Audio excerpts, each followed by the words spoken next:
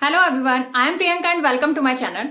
Today we are doing chapter 1 of chemistry segment of class 10th, which name is chemical reactions and equations. We had already done its first part. You can check out my description box for their links. In today's session, we will discuss about the types of chemical equation. Okay, so let's start for the today's session.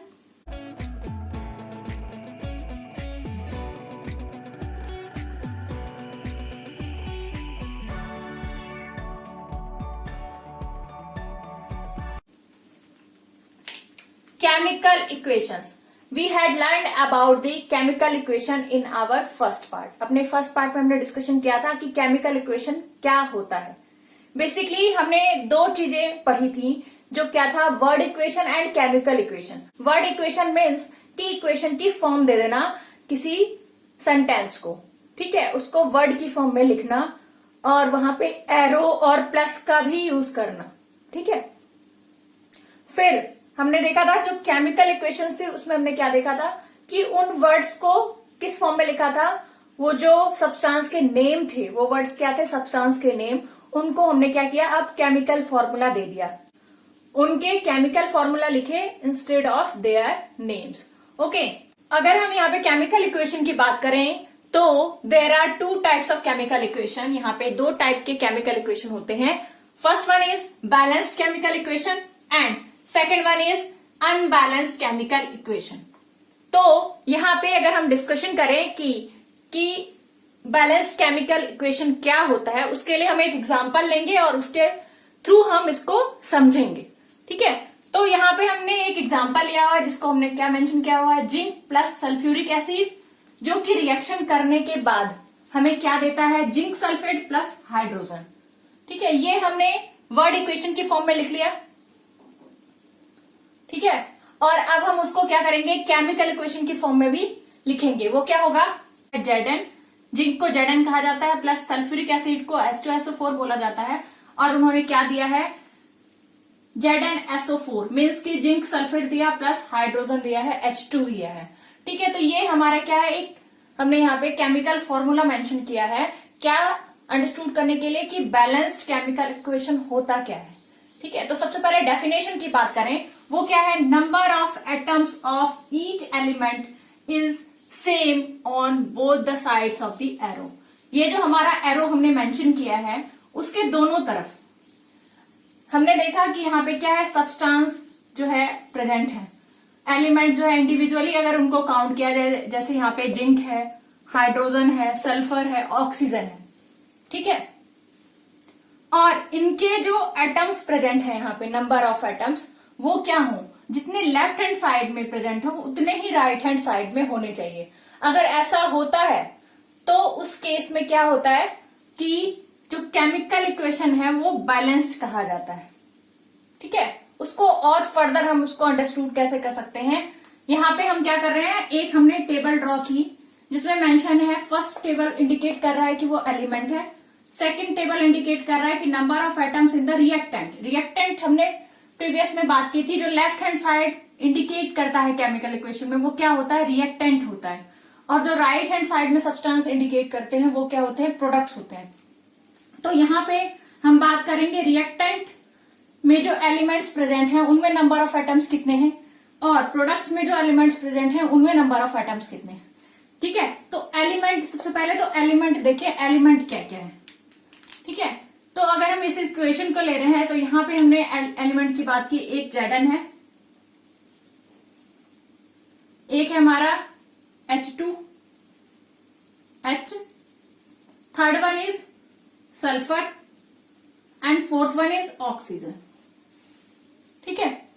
Zn का अगर यहाँ पे हम number of atom देखें left hand side में, जो कि reactant को शो कर रहा है, वो क्या होगा, वो है 1. और अगर कंपैरिजन करें प्रोडक्ट में, Zn का नंबर ऑफ एटम कितना है, वो भी क्या है, 1 है, ठीक है. अब हम देखते हैं हाइड्रोजन एटम को. हाइड्रोजन के कितने एटम्स प्रेजेंट हैं लेफ्ट हैंड साइड में रिएक्टेंट में, दैट इज 2. और यहाँ पे देखें अगर, तो हाइड्रोजन के एटम कितने प्रेजेंट है, वो भी 2 ही प्रेजेंट है यहाँ पे राइट हैंड साइड पे, दैट इज प्रोडक्ट। ओके, अब हम नेक्स्ट की बात कर रहे हैं, वो क्या है, सल्फर एलिमेंट। यहाँ पे सल्फर के जो नंबर ऑफ एटम है वो कितने हैं, यहाँ पे 1 शो कर रहा है हमें, तो हम सल्फर के सामने 1 लिखेंगे रिएक्टेंट में। अब हम प्रोडक्ट में चेक करते हैं कि सल्फर कितना है नंबर ऑफ एटम, वो भी यहाँ पे क्या शो हो रहा है हमें, 1 शो हो रहा है, तो यहाँ पे हम 1 दिखाएंगे। ठीक है, अब हम देखेंगे कि यहाँ पे ऑक्सीजन एटम कितने प्रेजेंट हैं रिएक्टेंट में, वो क्या दिखा रहा है हमें, नंबर ऑफ एटम कितने हैं ऑक्सीजन के, 4, तो यहाँ पे हम 4 लिखेंगे। नेक्स्ट में अगर हम बात करें तो वो हम क्या देख रहे हैं, ऑक्सीजन के एटम यहाँ भी हमें 4 ही नजर आ रहे हैं। अगर हम यहाँ पे कंपैरिजन करें कि जो नंबर ऑफ एटम्स प्रेजेंट है एलिमेंट, इसमें left hand side that is reactant में और प्रोडक्ट में कितने कितने हैं, तो यहाँ पे हम देख रहे हैं Zn की अगर बात करें, जिंक की बात करें, तो वो कितना है, नंबर ऑफ एटम 1 प्रेजेंट है और यहाँ भी राइट हैंड साइड पे भी 1 है, तो दैट इज इक्वल हो गए। यहाँ अगर हाइड्रोजन एटम की बात करें तो वो भी हमें क्या दिख रहे हैं, वो भी इक्वल दिख रहे हैं बोथ साइड। थर्ड वन अगर सल्फर की बात करें तो सल्फर भी हमें क्या दिख रहा है, इक्वल दिख रहा है बोथ साइड। और यहाँ पे ऑक्सीजन अगर एटम की बात करें तो वो भी नंबर ऑफ एटम क्या है, इक्वल है बोथ साइड में। तो इसका मतलब क्या है, जो डेफिनेशन हमने किया था वो क्या था, number of atoms of each element, जितने भी एलिमेंट हैं उनके जो नंबर ऑफ एटम्स हैं वो क्या हो रहे हैं, इज सेम, वो क्या है, सेम है on both sides of the arrow, arrow के बोथ साइड्स क्या है, वो सेम है। तो ये जो डेफिनेशन है वो फुलफिल हुई है अकॉर्डिंग टू दिस टेबल। तो इसको हम क्या कहेंगे, ये जो हमारा रिएक्शन है वो क्या है, किसके अंदर आता है, वो आएगा हमारा बैलेंस्ड केमिकल रिएक्शन के अंदर। ठीक है, अब हम सेकेंड अनबैलेंस्ड केमिकल इक्वेशन की बात करते हैं, वो क्या होता है। ठीक है, इसमें अगर डेफिनेशन की बात करें तो वो क्या होगा, number of atoms of each element is not the same on both the sides of the arrow. ये क्या कह रहा है, जो दोनों साइड एरो के लेफ्ट हैंड साइड और राइट हैंड साइड की बात कर रहा है कि वहां पे जितने भी एलिमेंट्स प्रेजेंट हैं वो ईच एलिमेंट का जो नंबर ऑफ एटम होगा वो यहाँ पे सिमिलर नहीं होगा, सेम नहीं होगा।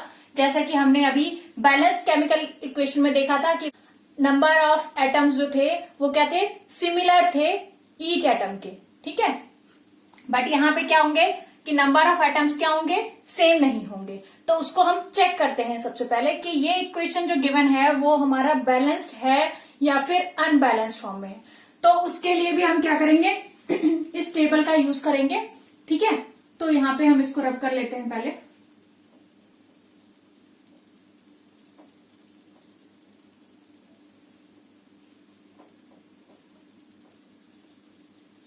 अगर इस इक्वेशन को देखा जाए तो यहाँ पे हमें कौन कौन से एलिमेंट दिख रहे हैं, एक है Fe आयरन और हाइड्रोजन एंड ऑक्सीजन। तो एलिमेंट की जगह पे हम क्या लिखेंगे, Fe,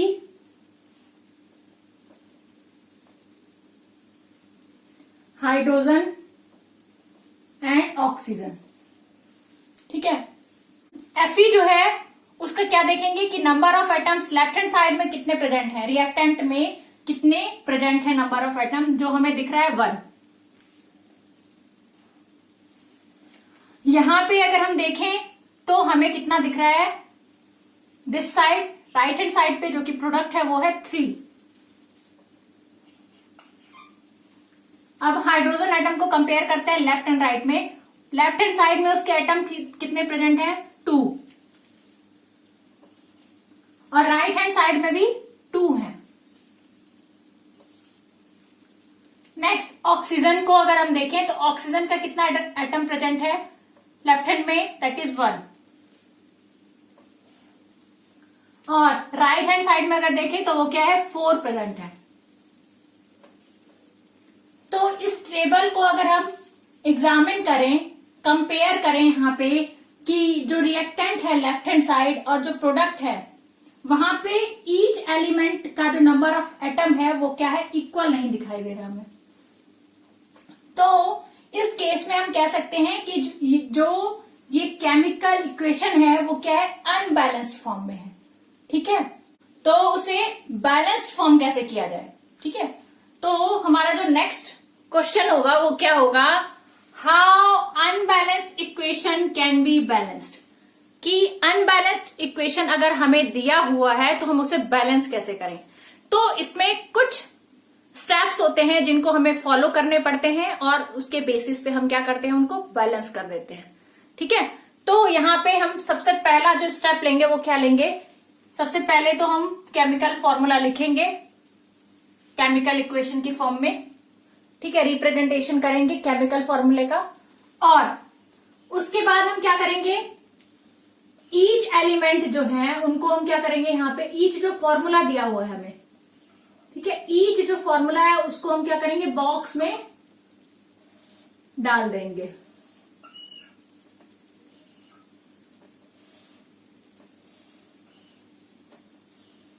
ठीक है, बॉक्स में डालने के बाद क्या होगा, जो फर्स्ट स्टेप होता है वो क्या होता है हमारा, कि जो हमें फॉर्मूला गिवन है केमिकल इक्वेशन के अंदर, ईच फॉर्मूले को क्या करो, बॉक्स में डाल दो। ठीक है, जो नेक्स्ट स्टेप होगा वो हमारा क्या होता है,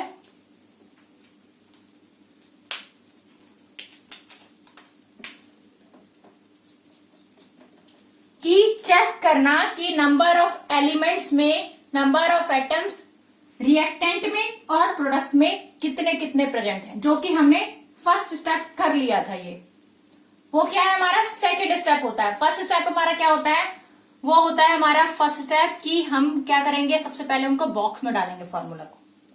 बॉक्स में डालने के बाद हम क्या करेंगे, अब हम एलिमेंट्स को इंडिविजुअली लेंगे और उनके नंबर ऑफ एटम्स को यहाँ पे रिप्रेजेंट करेंगे with the help of this box.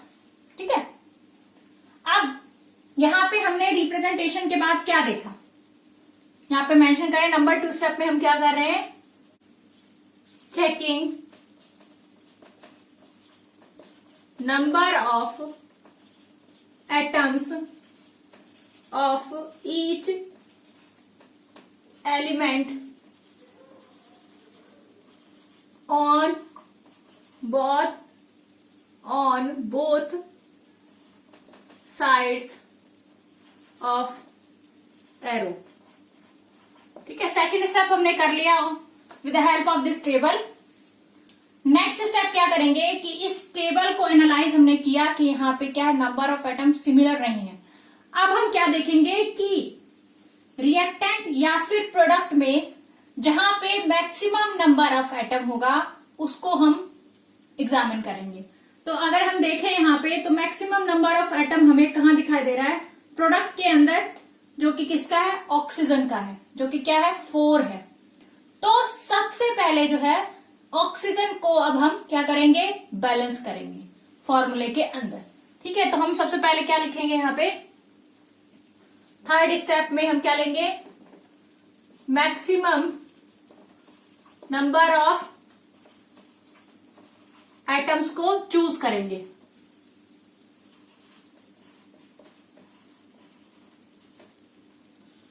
Element will be chooses and it will be balanced first। सबसे पहले क्या करेंगे, उसको बैलेंस करेंगे। ठीक है, तो यहां पे हम कैसे बैलेंस करेंगे, तो उसके लिए हमने एक डिफरेंट टेबल लिया है जिसमें कि हम मेंशन करेंगे उसको। ठीक है, वो क्या है हमारा टेबल, यहाँ पे एटम्स ऑफ जो भी हम जिसको बैलेंस कर रहे हैं उसको लिखेंगे। यहाँ पे हम ऑक्सीजन को बैलेंस करेंगे क्योंकि हम देख रहे हैं कि ये जो ऑक्सीजन है उसका क्या है, नंबर ऑफ एटम क्या है, मैक्सिमम है। ठीक है, तो अब हम ऑक्सीजन को यहाँ पे बैलेंस करेंगे, तो यहाँ पे number of atom of oxygen लिखेंगे। ठीक है, इनिशियल ऑक्सीजन का जो नंबर ऑफ एटम था वो कितना है फॉर्मूले के अंदर, अगर रिएक्टेंट का फॉर्मूला देखें तो वो क्या है हमारे पास यहाँ पे H2O है। ठीक है, H2O। अब हम देखें H2O में कितना है, ऑक्सीजन 1 प्रेजेंट है। और यहां पे देखें अगर कि हमारे पास प्रोडक्ट में कितने प्रेजेंट है, प्रोडक्ट हमारा क्या है जिसमें कंसिस्ट कर रहा है वो O, वो है हमारा Fe3O4, ये जिसमें हमें O एटम दिखाई दे रहा है। तो यहां पे हम क्या देख रहे हैं, वो है 4। ठीक है, तो हमारे पास जो है 4 है maximum number of oxygen atom. तो यहाँ पे हमारे पास प्रोडक्ट में 4 है, तो हमारे पास रिएक्टेंट में 1 है। तो इसे 4 कैसे करें? अगर हम मल्टीप्लाई कर दें इसको 4 से, तो इसके पास भी क्या हो जाएंगे? 4 एटम्स प्रेजेंट हो जाएंगे, और ये जो हमारा इक्वेशन है वो क्या होने लगेगा? बैलेंस होने लगेगा। यहाँ पे जो एलिमेंट है वो नंबर ऑफ एलिमेंट क्या होने लगेंगे? बैलेंस होने लगेंगे बोथ साइड्स। ठीक है, तो यहाँ पे सबसे पहले वही करेंगे हम। यहाँ हमारा फॉर्मूला था ये, वो क्या था फॉर्मूला? वो था Fe plus H2O Fe3O4 plus H2। ठीक है, अब हम क्या करेंगे? इसको हमने क्या किया हुआ था? बॉक्स में लिखा हुआ था।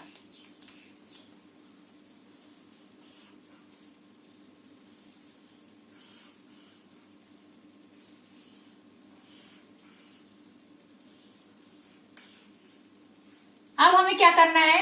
अकॉर्डिंग टू दिस टेबल हमें क्या करना है कि रिएक्टेंट में क्या करना है? 4 से मल्टीप्लाई करना है किसको? H2O को, जिससे कि O क्या हो जाए? वो इक्वल हो जाए बोथ साइड्स, O के जो एटम्स हैं। तो हमें क्या करना है? 4 से मल्टीप्लाई करना है। तो H2O को हमें क्या करना है? यहाँ पे 4 से मल्टीप्लाई करना है। यहाँ पे एक चीज बहुत ही ध्यान देने वाली है कि यहाँ पे हमने क्या किया है? 4 को यहाँ पे लिखा है सबसे आगे H2O के। हम ऐसा भी तो कर सकते थे कि H2 और O की H2O में यहाँ पे क्या करते हैं? यहाँ पे 4 लगा देते। बट अगर हम ऐसा करेंगे तो उस केस में क्या होगा? जो वाटर का केमिकल फॉर्मूला था वो क्या हो जाएगा? चेंज हो जाएगा। जो कि वाटर का केमिकल फॉर्मूला हमें पता है वो H2O है। तो अगर ऐसा हम लिखते हैं तो यहाँ पे H2O ये नहीं रहेगा और केमिकल फॉर्मूला चेंज हो जाएगा, जो कि रिएक्शन क्या कर देगा? चेंज कर देगा, और हमारा जो है ये टोटली जो है मेथड जो हम यूज कर रहे हैं स्टेप बाय स्टेप, वो क्या हो जाएगा? रॉन्ग हो जाएगा। उस केस के लिए ये हमें ध्यान रखना पड़ेगा कि हम जो है नंबर ऑफ एटम यहाँ पे ना बैलेंस करके हम क्या करते हैं? एज अ कोफिशिएंट उनको अरेंज करते हैं, जैसे कि हमने यहाँ पे एज अ कोफिशिएंट इस 4 को लगाया है। ठीक है, नेक्स्ट अब हम देखते हैं कि हमने क्या किया है। जो ऑक्सीजन प्रेजेंट है left hand side and right hand side में, उसको हमने क्या कर लिया है? अब बैलेंस कर लिया है। ठीक है, उसको बैलेंस करने के बाद अब हम देखेंगे कि यहाँ पे जो हाइड्रोजन एटम है वो कितने हो गए? अब 8 हो गए हैं, और यहाँ पे जो हाइड्रोजन एटम है वो कितना है? अभी 2 है।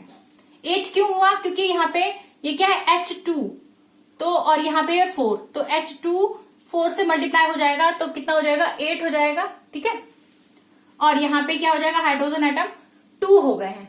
तो अब हमारा जो नेक्स्ट स्टेप होगा वो क्या होगा? हाइड्रोजन एटम को बैलेंस करना। ठीक है, तो सबसे पहले हम क्या करेंगे? इस टेबल में अब ऑक्सीजन की जगह क्या लिखेंगे? हाइड्रोजन एटम लिखेंगे H, और इसको हम रब करके अब जो हाइड्रोजन एटम जहां जहां प्रेजेंट है उनका फॉर्मूला लिखेंगे, केमिकल फॉर्मूला।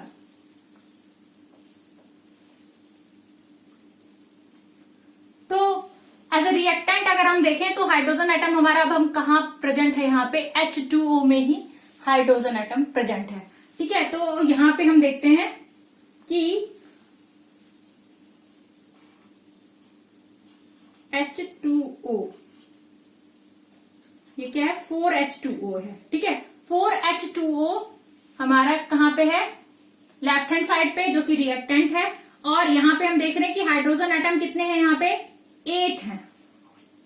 इसका मतलब क्या हुआ? जो हाइड्रोजन एटम जो इनिशियल अब प्रेजेंट है वो क्या है? 8 है। ठीक है, और यहाँ पे आप यहाँ लिखोगे कि वो क्या है? 8 है। ठीक है, और अगर प्रोडक्ट में बात की जाए तो प्रोडक्ट में कितने हैं हाइड्रोजन एटम? वो है 2 नंबर ऑफ एटम हाइड्रोजन का। तो अब हम देखेंगे कि यहाँ पे 2 है और हमें कितने बनाने हैं? 8 बनाने हैं। तो हम किससे मल्टीप्लाई करें इसको अगर हम 4 से मल्टीप्लाई कर दें तो ये भी 8 हो जाएगा। इसका मतलब क्या है कि यहाँ पे हमें क्या करना पड़ेगा? प्रोडक्ट में जाके इस H2 को किससे मल्टीप्लाई करना पड़ेगा? 4 से मल्टीप्लाई करना पड़ेगा। तो वही हमारा नेक्स्ट स्टेप होगा। तो नेक्स्ट स्टेप में हम देखेंगे फॉर्मूला जो हमारे पास होगा वो क्या होगा?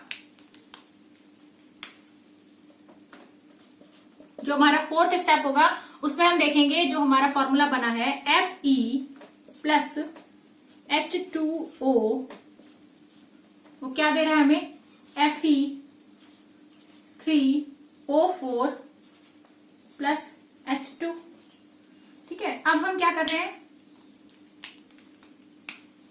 ये हमें ऑलरेडी यहां हम 4 से मल्टीप्लाई कर चुके हैं। ठीक है, और इसमें देख रहे हैं हम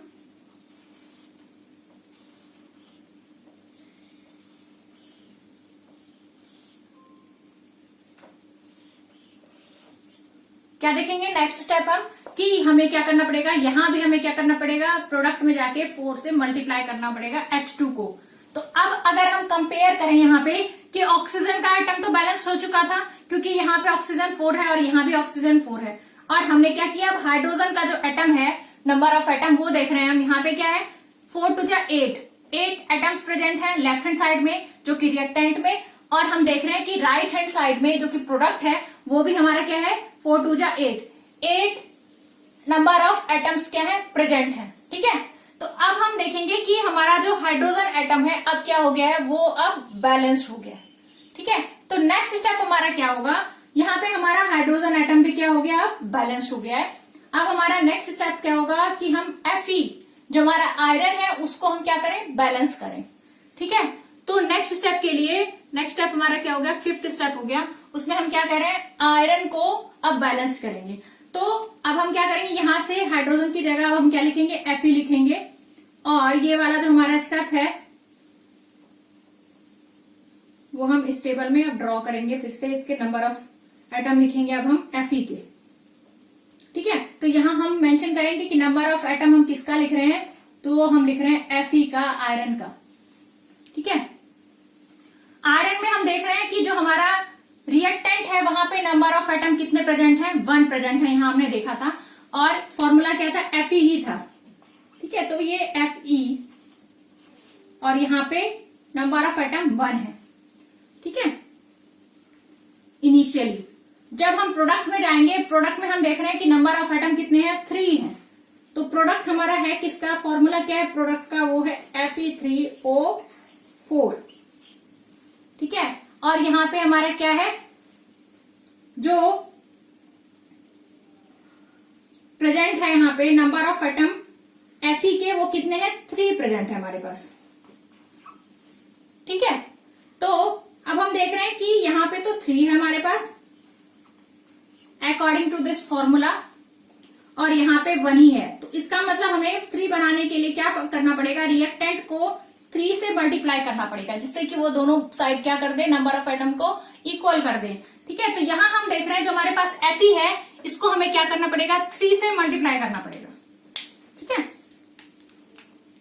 तो सबसे पहले हम क्या करेंगे, फॉर्मूले को लिखेंगे, जो यहाँ पे केमिकल इक्वेशन गिवन है उसको हम क्या कर रहे हैं, अब हम लिख रहे हैं। ठीक है, Fe plus H2O FeO4 plus H2। ठीक है, सबसे पहले इसको हम क्या करें, बॉक्स में पहले मेंशन करें।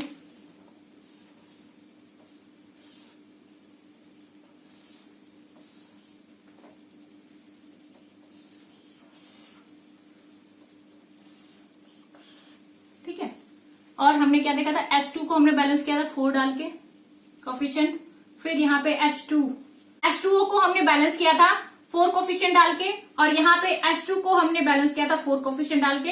अब हम क्या कर रहे हैं, अब हम Fe को बैलेंस कर रहे हैं।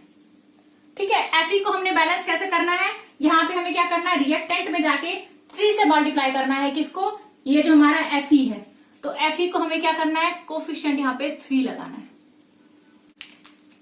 अगर हम यहाँ पे देखें कि जो Fe का जो नंबर ऑफ एटम है वो क्या बैलेंस हो गया है, तो उसके लिए देखते हैं कि यहाँ पे नंबर ऑफ एटम कितने हैं, 3 है, और यहाँ भी हमारे पास नंबर ऑफ एटम Fe के कितने हैं, 3 है। ठीक है, तो वो बैलेंस हो गए। अब हम हाइड्रोजन एटम अगर देखें तो हाइड्रोजन एटम जो है वो कितना दिखाई दे रहा है हमें, 4 टू 8 एटम्स है नंबर ऑफ एटम्स, और यहाँ भी हमारे पास नंबर ऑफ एटम्स कितने हो गए हैं, 8 हो गए हैं। इसका मतलब कि हाइड्रोजन जो एटम है वो भी बैलेंस्ड हो गया है। यहाँ पे ऑक्सीजन एटम की अगर हम बात करें तो ऑक्सीजन एटम जो है अगर रिएक्टेंट में देखें तो वो क्या है, oxygen atom number of atom जो है वो 4 है। और यहाँ जब देख रहे हैं हम प्रोडक्ट में तो वो भी नंबर ऑफ एटम कितने दिखा रहा है, ऑक्सीजन का 4 दिखा रहा है। इसका मतलब कि हमारा जो ये इक्वेशन है वो क्या हो गया है, फुली बैलेंस्ड हो गया है। तो अब ये क्या बन गया है, बैलेंस्ड केमिकल इक्वेशन बन गया है। इसका मतलब ये है कि अनबैलेंस्ड केमिकल इक्वेशन को हम क्या कर सकते हैं, बैलेंस्ड केमिकल इक्वेशन बना सकते हैं। ठीक है, नेक्स्ट स्टेप हमारा क्या होता है, फिजिकल स्टेट को मेंशन करना। जो हमें केमिकल इक्वेशन गिवन है उसके अंदर जो हमें सब्सटेंसेस गिवन है, उस सब्सटेंस का उस टाइम पे स्टेट क्या है, क्या वो सॉलिड में है, क्या वो लिक्विड में है, या फिर वो गैस में है। ठीक है, जो सॉलिड में होते हैं उनको हम एस ब्रैकेट में डालते हैं, एस से डिनोट करते हैं। जो लिक्विड में होते हैं उनको हम एक्वस बोलते हैं, मीन्स कि वो एक्वस इन नेचर है, लिक्विड फॉर्म में है। और जो गैस की फॉर्म में होते हैं उनको हम जी से रिप्रेजेंट करते हैं। ठीक है, तो ये हमारा रिप्रेजेंटेशन का तरीका होता है। और अगर हम इस फॉर्मूले को देखें और इस फॉर्मूले में जो हमारा ये जो केमिकल इक्वेशन है इसको देखें और इसमें अगर हम फिजिकल स्टेट को इंट्रोड्यूस करें तो क्या होगा। जो नेक्स्ट स्टेप होगा हमारा वो क्या है, फिजिकल स्टेट को मेंशन करना।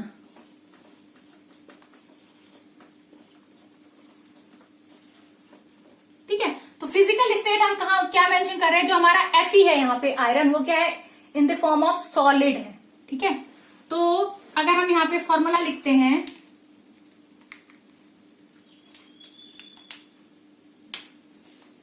Fe प्लस H2O बैलेंस होके Fe3O4 प्लस H2। ठीक है, तो इसको हम देख रहे हैं कि हमने क्या किया यहाँ पे अभी। अब ये हमारा 3Fe हो चुका है, ये हमारा 4H2O हो चुका है, और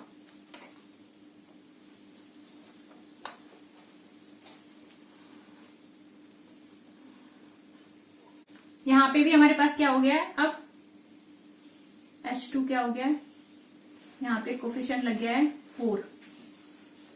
ठीक है,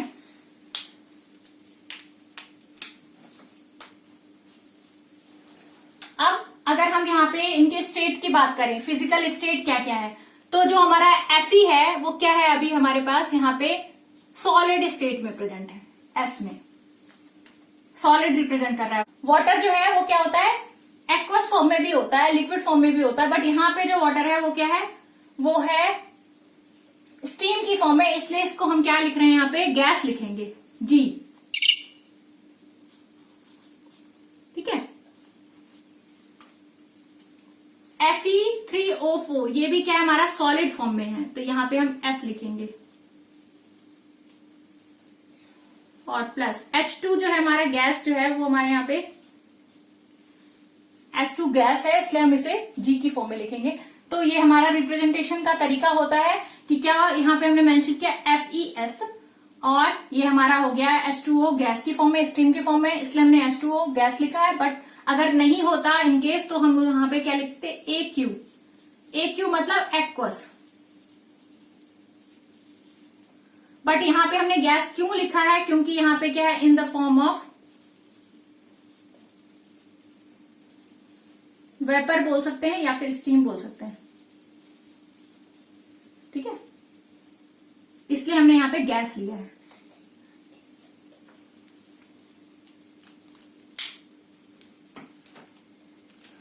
तो आज हमने जो बात की है वो क्या क्या बात की है कि केमिकल इक्वेशन क्या होते हैं, उनके टाइप्स क्या होते हैं, जो कि बैलेंस केमिकल इक्वेशन और अनबैलेंस केमिकल इक्वेशन की बात की।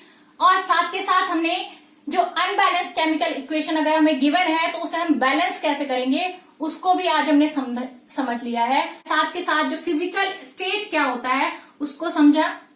ठीक है, तो आज का सेशन यहाँ पे मैं एंड करते हुए आपसे रिक्वेस्ट करूंगी कि अगर आपको ये वीडियो पसंद आया हो तो प्लीज उसे लाइक करें और शेयर करें, और अगर अभी तक आपने मेरा चैनल सब्सक्राइब नहीं किया है तो प्लीज उसे सब्सक्राइब करें। So bye everyone and wait for the next video.